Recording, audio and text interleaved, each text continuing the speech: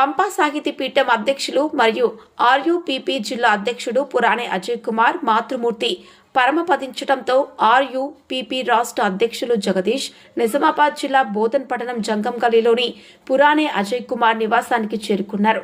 సందర్భంగా వారి కుటుంబ సభ్యులను పరామర్శించి ప్రగాఢ సానుభూతిని ప్రకటించారు. ఈ కార్యక్రమంలో ఆర్యుపిపి కమిటీ సభ్యులు కూడా పాల్గొన్నారు. ఆర్యుపిపి రాష్ట్ర అధ్యక్షులు జగదీష్, జిల్లా అధ్యక్షుడు అజయ్ కుమార్ ఈ సందర్భంగా ప్రసంగిస్తూ ఆర్యుపిపి యొక్క సేవల గురించి వివరించారు. అంతటితో రాష్ట్ర అధ్యక్షుడిని కమిటీ సభ్యుల తరఫున ఘనంగా సన్మానించారు. కార్యక్రమంలో ఆర్యుపిపి కమిటీ సభ్యులు ఉత్సాహంగా పాల్గొని పండిత ఉపాధ్యాయుల సమాజ సేవలో దోహదపడిన విషయంపై అభిప్రాయాలు వ్యక్తం చేశారు. రాష్ట్రీయ ఉపాధ్యాయ పండిత పరిషత్ రాష్ట్ర అధ్యక్షులు శ్రీ చింతకుంట జగదీష్ గారికి నిజామాబాద్ జిల్లా పండితుల పక్షాన స్వాగతం సుస్వాగతం తెలియజేస్తూ, మరి ఎన్నో ఏళ్లుగా కలగా మిగిలిపోయినటువంటి పండిత పీఈటీల అప్గ్రేడేషన్ సాధించినటువంటి మునగాడు జగదీష్ గారు, వారికి మా జిల్లా అందరి తరఫున వారి కృతజ్ఞత ధన్యవాదాలు తెలియజేసుకుంటున్నాము. రాబోయే రోజుల్లో 330 జీవోను కూడా పునరుద్ధరణ చేసేటువంటి అధ్యక్షుడిగా సంఘంగా మన సంఘాన్ని తీర్చిదిద్ది మా అందరి పాత మిత్రులు ఎవరైతే ఉన్నారో అందరినీ కూడా 1/2000 యాక్ట్ను రద్దు చేయించి 330 జీవోను పునరుద్ధరణ చేస్తారని చెప్పేసి ఈ సందర్భంగా మీరు వారికి కోరుకుంటున్నాము. ధన్యవాదాలు. రాష్ట్రీయ ఉపాధ్యాయ పండిత పరిషత్ రాష్ట్ర అధ్యక్షుడు జగదీష్, అదేవిధంగా ఈరోజు నిజామాబాద్ జిల్లా నుండి బోధన్కు రావడం జరిగింది. మా నిజామాబాద్ జిల్లా అధ్యక్షుడు అజయ్ కుమార్ గారికి మరియు ప్రధాన కార్యదర్శి గోపాల్ గారికి ఈ శుభ సందర్భంలో బోధన్లో ఉన్న కొంతమంది పండితులు వచ్చి ఈరోజు ఈ యొక్క ఆనందాన్ని పంచుకోవడం నాకు కూడా చాలా సంతోషంగా ఉంది.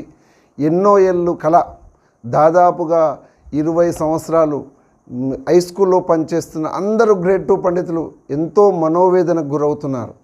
చాలా అసలు మాకు ఈ సమస్య తీరుతుందా తీరదా, సర్వీస్ రూల్స్ ఏ విధంగా ఉందో భాషా పండితుల సమస్య కూడా సమస్యగానే మిగిలిపోతుంది అనే దశలో నిజంగా రాష్ట్రీయ ఉపాధ్యాయ పండిత పరిషత్ ఈ యొక్క 33 జిల్లా అధ్యక్ష ప్రధాన కార్యదర్శులు నాకు అందరూ భాషా పండితులు అందరూ తెలంగాణ రాష్ట్రంలో ఉన్న భాషా పండితులు అందరూ కూడా నాకు ఈ యొక్క సహాయ సహకారాలు అందించడం వల్ల ఈ యొక్క గొప్ప చరిత్ర మైలురాయిని సాధించి ఈ రోజులో అన్ని ఉన్నత పాఠశాలతో పాటు ప్రాథమిక ఉన్నత పాఠశాలలో కూడా స్కూల్ అసిస్టెంట్ సాధించుకోవడం ఇది ఒక గొప్ప చరిత్రగా అభివర్ణించబడింది.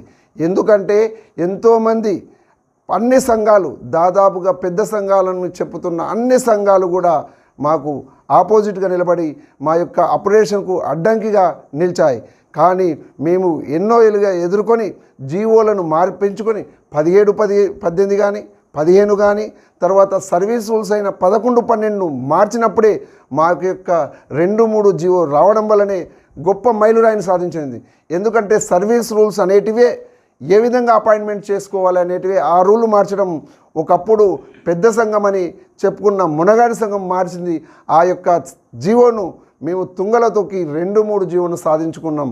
కనుక ఈరోజు అది సాధించుకున్నాక కూడా చాలామంది ఎంతోమంది ఎస్జిటి మిత్రులు అందరూ కూడా హైకోర్టులో వేయడం, డివిజన్ బెంచ్లో వేయడం, తర్వాత సుప్రీంకోర్టులో కూడా వేయడం, చివరికి మాకు ఆ భగవంతుని దయ వల్ల ఎక్కడ పోయినా హైకోర్టులో మేమే గెలిచినాం, సుప్రీంకోర్టులో కూడా ఆ యొక్క ఈ కేసును గెలిచి విజయతీరాలు అందించి ఈరోజు తెలంగాణ వ్యాప్తంగా 8,456 మంది భాషా పండితులను 1,896 పీడీలుగా మార్చి ఈరోజు మేమందరం కూడా సంతోషపడుతున్నాం.